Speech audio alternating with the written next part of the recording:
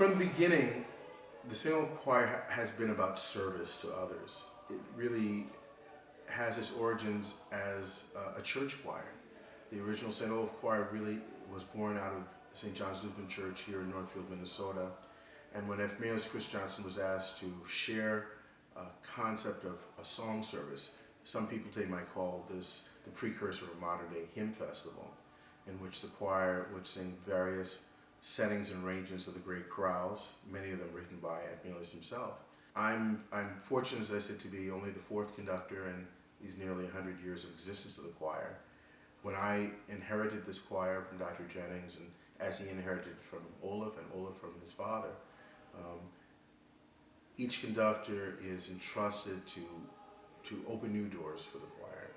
And I've continued to try to do that in the repertoire that we've explored, maybe opening even a wider global selection of literature, not simply from the Western choral canon of Europe and North America, but also looking at music of Asia, of Africa, Latin America.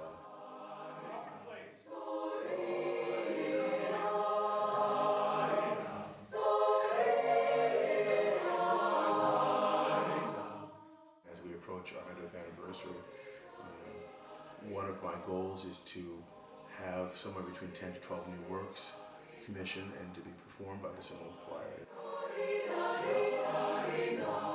Early in my career, I was touched by a statement of Robert Shaw's in which he very much defines the term amateur in not the way it often is used in the world of the arts. Often we speak of an amateur, and we speak of it in a pejorative sense. And rather, Mr. Shaw, we always return to the Latin root of the word amo, amare, to love. So the great lover of the art. And he always championed the amateur singer, the amateur musician. And what I think is distinctive about the St. Olaf Choir is that these are truly amateurs of the great lover of the arts, but they can perform at the highest professional level in terms of technical and artistic standards of performance.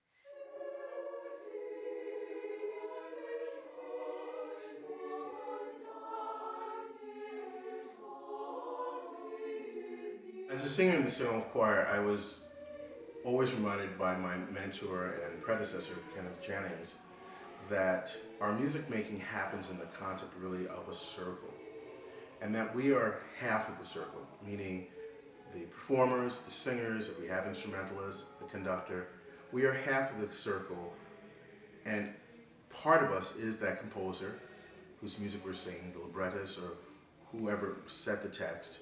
We become half of the circle. But the circle is not complete until we bring in the listener. Whether we're singing in a church service and people are actively participating in one sense, or we are live in some of the world's finest concert halls. Too many choirs, in my opinion, sometimes will sing at people, and I'm hoping that one of the things that will be said at the St. Olaf Choir is that in our singing, we invite people into the music making.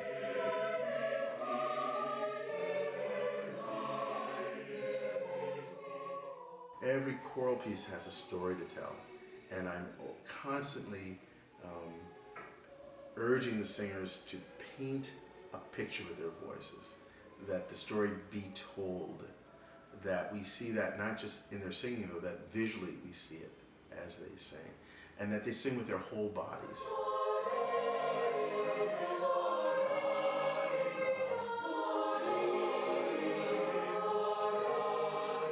The St. Olaf Choir over the years has been noted for its own solo performances, both in the United States and during its tours to Europe, to Scandinavia, to Asia, to the Pacific Rim.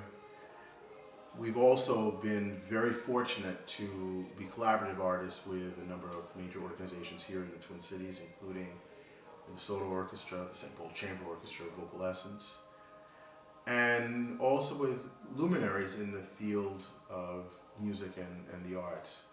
In recent years, that has included performances with Garrison Keillor, Bobby McFerrin,